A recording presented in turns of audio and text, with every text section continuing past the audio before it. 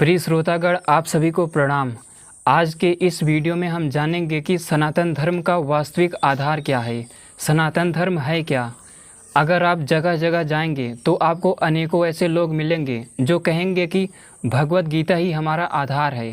कितने ही लोग कहते हैं कि रामायण हमारा आधार है, महाभारत हमारा आधार है, और कितने ही अपने श्रेष्ठ साधु सन्यासी हैं जो कि कहते हैं कि पुराणों में ही सब कुछ है, उसके अतिरिक्त कुछ पढ़ने की आवश्यकता नहीं है।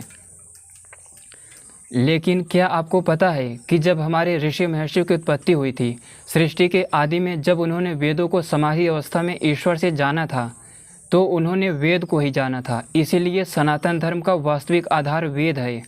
वेदों के ही व्याख्यान ग्रंथ ब्राह्मण ग्रंथ हैं जो कि वेदों की तत्वतः व्याख्या करते हैं।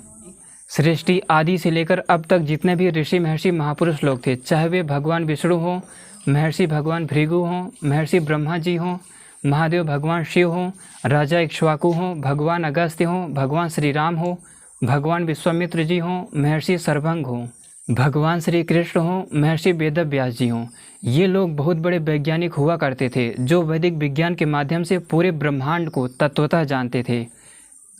अभी तक आप यही जानते होंगे कि महर्षि नारद जी का मुख बंदरों का था, भगवान विष्णु ने उनका मुख बंदरों का बना दिया गया था। लेकिन क्या आपको पता है कि महर्षि भगवान नारद जी यहाँ से लेके ध्रुव तारे तक की यात्रा किया करते थे। इसी प्रकार भगवान हनुमान यहाँ से लेके सूर्य तक की यात्रा किया करते थे। अपने सभी ऋषियों महर्षियों के अनेक अंतरिक्ष स्पेस स्टेशन थे। महर्षि भगवान नारद जी के अनेक अंतरिक्ष स्पेस स्टेशन थे जो कि शुक्र से शनि ग्रह, मंगल ग्रह, बृहस्पति ग्रह, इन ग्रहों का चक्कर लगाते थे। वे अंतरिक्ष स्पेस स्टेशन और अस्त्र शस्त्र या फिर ऋषियों के विमान ऐसे सूक्ष्म पदार्थों से प्राप्त किए जाते थे, इकट्ठा किए जाते थे, जिन पदार्थों की कल्पना भी आधुनिक विज्ञान ने कभी नहीं की होगी। वास्तव में आधुनिक विज्ञान जिसे वैक्यूम एनर्जी कहता है, डार्क मैटर, डार्क एनर्जी कहता है, और इनकी सत्ता को मानने पर भी अभी संदेह करता है। इन पदार्थों को वेदों में वायु तत्व कहा गया है। इन पदार्थों पर ऋषियों का अधिकार होता था, वे इन पदार्थों को तत्वतः जानते थे। इन पदार्थों को ऋषि महर्षि वश में करके अंतरिक्ष में दूर दूर तक लोकांतरों में विमानों के द्वारा यात्रा किया करते थे। अपने ऋषि महर्षि और महापुरुष लोग बहुत बड़े वैज्ञानिक हुआ करते थे। वास्तव में मैंने अभी जिन भी ऋषियों महर्षियों और महापुरुषों के नाम बताए, ये लोग ईश्वर नहीं थे, बहुत बड़े महापुरुष थे। ईश्वर तत्वतः एक चेतन पदार्थ है जो पूरे ब्रह्मांड में सर्वत्र सब जगह व्याप्त है। वो केवल एक चेतन है, शुद्ध चेतन। इसी प्रकार हम जीवात्माएं भी तत्वतः सूक्ष्म एक चेतन पदार्थ हैं। हमारी सूक्ष्मता अनंत है। वास्तव में सनातन धर्म के तीन आधार होते हैं, ईश्वर और जीवात्मा और प्रकृति। ईश्वर के बारे में तो आपने जान लिया कि ये तत्वतः एक चेतन पदार्थ है। इसी प्रकार हम जीवात्माएं भी एक चेतन पदार्थ हैं, लेकिन एक प्रकृति जड़ पदार्थ है जो कि सर्वत्र सब जगह वो भी भरी हुई है। वो प्रकृति अनंत अंधकार में होती है, उसमें कोई द्रव्यमान नहीं होता, कोई चार्ज नहीं होता, कोई स्पेस नहीं होता, कोई वेव्स या तरंग भी नहीं होती, क्योंकि ये सभी पदार्थ उसी प्रकृति से उत्पन्न हुए हैं। वो एक ऐसा पदार्थ है जो सब जगह सर्वत्र सूक्ष्म रूप में भरा हुआ है।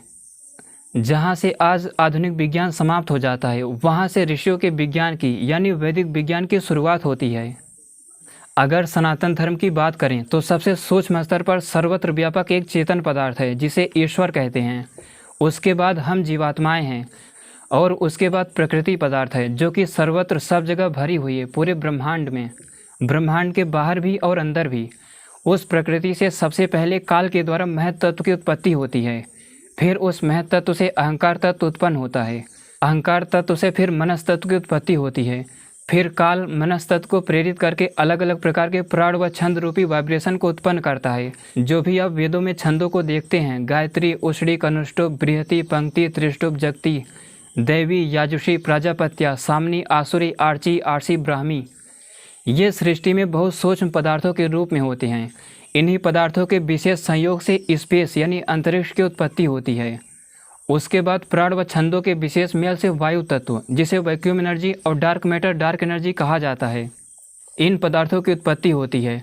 इसके बाद अग्नि तत्व, जिसे एलिमेंट्री पार्टिकल कह सकते हैं, जैसे electron, proton, quark, graviton, neutrino, इन पार्टिकल्स की उत्पत्ति होती है। इन्हें ही अग्नि तत्व कहते हैं। और इसके बाद आपा यानी जल तत्व की उत्पत्ति होती है, जिसे मालिक्यूल्स और आयन आप कह सकते हैं आधुनिक भाषा में। और उसके बाद पृथ्वी तत्व, जिसे एटम कह सकते हैं। इन सभी पदार्थों के बाद स्थूल 5 भूतों की उत्पत्ति होती है, जिसके बाद ये पूरा ब्रह्मांड बना हुआ है। तो ये पूरा ब्रह्मांड एक व्यवस्थित तरीके से सिस्टमेटिक और साइंटिफिक वे में बनाई गई एक रहस्यमय संरचना है। ये ब्रह्मांड अपने आप नहीं बना है, बल्कि ये एक चेतन पदार्थ के द्वारा बनाई गई रहस्यमय संरचना है। ये ब्रह्मांड एक व्यवस्थित तरीके से चल रहा है और एक दिन इसी व्यवस्थित तरीके से क्रमबद्ध तरीके से नष्ट भी होगा। तो सनातन धर्म के 3 आधार हैं। एक तो हम जीवात्माएं, हम मतलब हमारे अंदर सोच में एक जीवात्मा है जो कि अनादि है, उसका अंत कभी नहीं होगा, वो सदैव से है और सदैव रहेगी। इसी प्रकार ईश्वर और प्रकृति जो कि एक जड़ पदार्थ है, ये 3 पदार्थ सदैव से हैं और सदैव रहेंगे। ये शाश्वत, पुरातन तथा सनातन है, इन तीनों का अंत कभी नहीं होता। यही है सनातन धर्म के 3 आधार, जिनको तत्वतः जानने के लिए उस चेतन पदार्थ ईश्वर ने वेदों की व्याख्या की थी, जिसको समझाने के लिए अपने महान ऋषियों महर्षियों ने ब्राह्मण ग्रंथों का निर्माण किया था। आज से आपको इस महान क्रांति यूट्यूब चैनल पर ऋषियों, महर्षियों और महापुरुषों की एक एक सच्चाई आपको बताई जाएगी। नियमित रोज वीडियो में एक एक महापुरुषों के वास्तविक विज्ञान, इतिहास और उनके सामर्थ्य के बारे में बताया जाएगा। जैसे अभी तक आप यही जानते होंगे कि गुरु द्रोणाचार्य जी ने एकलव्य का अंगूठा काट लिया था, जो कि सबसे बड़ा झूठ और महामिलावट है।